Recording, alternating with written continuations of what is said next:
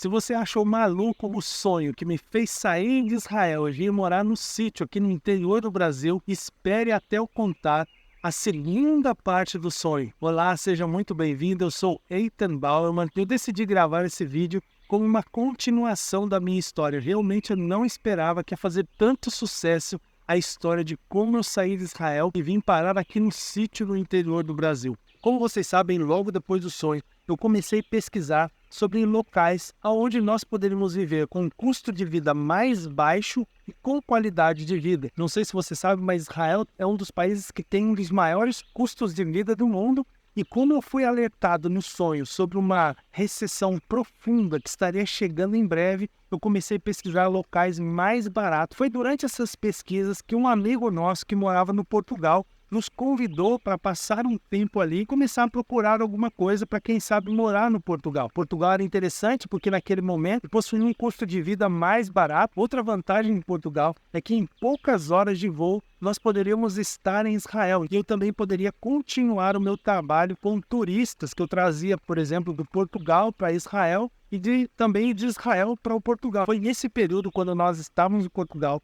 que eu lembro como se fosse hoje, uma segunda-feira, bem de manhã, eu cheguei em uma estação em Portugal que é chamada Vasco da Gama. Quando eu desci do trem, saí da estação e eu olhei ao meu redor, era uma segunda-feira. Achei muito estranho, porque eu não via nenhuma movimentação ali na estação de trem, não via muitas pessoas andando, muito poucas pessoas. Quando eu olhei na rua, parece que tudo havia parado. Não havia ninguém, não havia carros, não havia nada, tudo estava parado. E eu comecei a me perguntar o que está acontecendo. Foi quando começaram a chegar as notícias de que aquele vírus estava começando a se espalhar. E foi naquele momento, naquele cenário, que parecia que todas as pessoas haviam desaparecido, que eu comecei a perceber que as coisas começaram a mudar. Logo em seguida, nós assistimos na televisão um pronunciamento do governo de Portugal dizendo que o país estava entrando em estado de emergência por conta daquele vírus que você já sabe. E foi aí que se iniciou toda essa mudança no mundo, como nós vimos lá em 2020. Depois desse pronunciamento de estado de emergência que foi emitido pelo governo de Portugal na televisão em rede nacional, mas uma das coisas foi quando nós pegamos o carro e fomos até o supermercado. Quando nós chegamos no supermercado, estava fechado e havia um anúncio na porta dizendo que por motivos de desabastecimento eles não iriam abrir, apenas iriam iniciar as atividades às 17 horas. Nós saímos procurando de mercado em mercado quais os mercados que nós poderíamos comprar os suprimentos necessários e nós percebemos que muitos mercados estavam fechados. Foi nesse momento que muitas coisas estranhas começaram a acontecer. Quando nós chegávamos nos mercados que tinham mantimentos para vender, por exemplo, alguns mantimentos começaram a faltar, como por exemplo frango, carnes.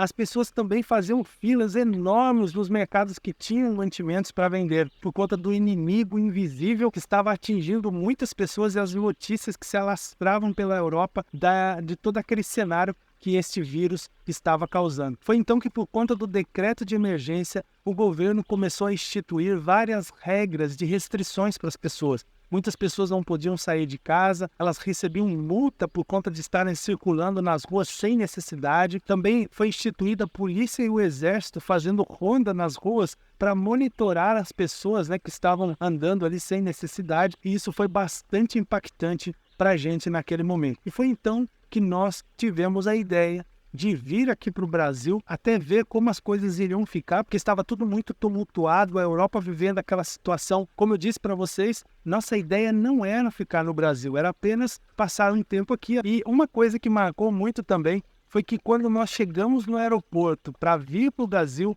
eles começaram a cancelar os voos em Portugal. Então o desespero de muitas pessoas, inclusive muitos brasileiros, que estavam tentando sair da Europa no meio de toda aquela situação, aquele pânico, as pessoas preocupadas. E nós ficamos ali no aeroporto, os voos atrasando e aquele medo todo que foi colocado ali nas pessoas. E graças a Deus, o nosso voo, mesmo com atraso, nós conseguimos sair do Portugal no meio de toda aquela situação e chegar aqui no Brasil. Uma coisa curiosa, enquanto na Europa todo mundo desesperado, eu lembro que quando eu cheguei no aeroporto para pedir informação para um policial no Portugal, ele começou a falar para mim, não, se afasta, 2,5 metros com medo. Mas quando nós chegamos aqui, tudo tranquilo, tudo normal, e foi até estranho, porque nós não percebemos nenhuma questão assim de preocupação das pessoas com com essa coisa que estava se espalhando. Logo quando nós chegamos, como eu disse para vocês, nós não tínhamos ideia de ficar aqui no Brasil, nós queríamos ver o que iria acontecer para quem sabe depois voltar para Portugal.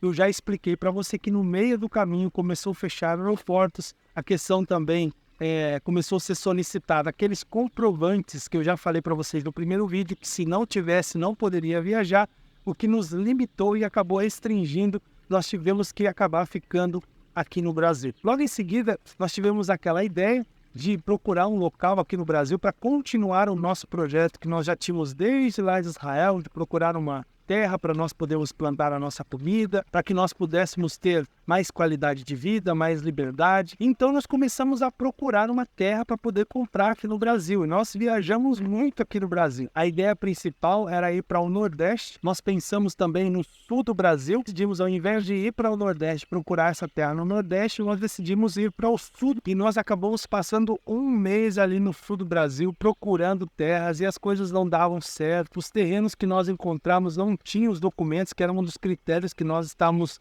buscando no Brasil para não ter problemas com documentos. Nós queríamos um terreno com documento. Foi aí que nós passamos um mês procurando e as coisas não davam certo. E depois de um mês eu lembro que eu tinha uma pressão muito grande dentro de mim para comprar logo esse terreno, para poder começar esse projeto. E foi que eu decidi sair lá do sul, porque as coisas não estavam dando certo. Nós ficamos naquela situação assim, puxa, e agora? O que nós vamos fazer? Nós lembramos que quando nós estávamos no caminho, nós saímos aqui de São Paulo e nós fomos ali pelo caminho, na região ali do litoral, do sul de São Paulo. Nós lembramos que nós tínhamos passado por um lugar muito bonito. Nós decidimos voltar por esse mesmo caminho e procurar alguma coisa ali naquela região. E aí decidimos colocar no Marketplace, no Facebook, para ver se a gente encontrava alguma coisa. Depois de bater em vários lugares, procurar no sul do Brasil e não dar certo, procurar em outras regiões de São Paulo e não dar certo, foi então que finalmente nós encontramos um terreno que atendia as condições que nós queríamos, que era com toda a documentação, mas isso vai ser um assunto para um outro vídeo.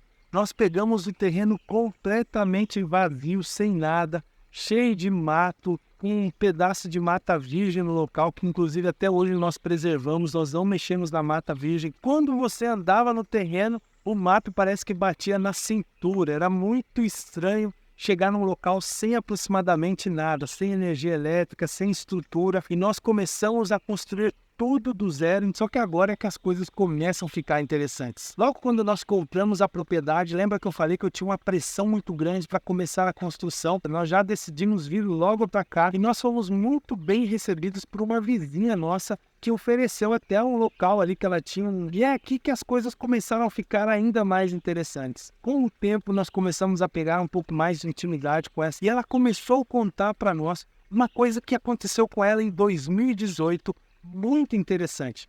Ela disse que estava na casa dela, deitada no sofá, era como se fosse um finalzinho de tarde, quando de repente ela teve como se fosse uma visão. Ela não sabe descrever se foi uma visão, se foi um sonho, e nesse sonho, nessa visão, ela começou a ver como se uma nuvem negra cobrisse todo mundo. E quando ela foi imersa nessa cena, e ela se levantou e começou a falar para o seu esposo e para os filhos que estavam ali próximo, começou como se gritar e a chorar, e ninguém entendia nada do que estava acontecendo. E ela dizia para os seus filhos e para o seu esposo que eles precisavam armazenar alimentos, que alguma coisa muito grande estava por vir. E ela falava também sobre comprar um sítio. Foi então que desde 2018 ela começou a armazenar alimentos. Sempre quando ela tinha alguma condição ali, ela armazenava alimentos. Agora, olha que interessante. Essa nossa vizinha comprou a propriedade dela 3 meses antes de nós comprarmos a nossa propriedade. E ela mora do nosso lado direito. Mas a outra vizinha do lado esquerdo, ela também tem uma experiência muito semelhante, em que ela via a necessidade de armazenar alimentos.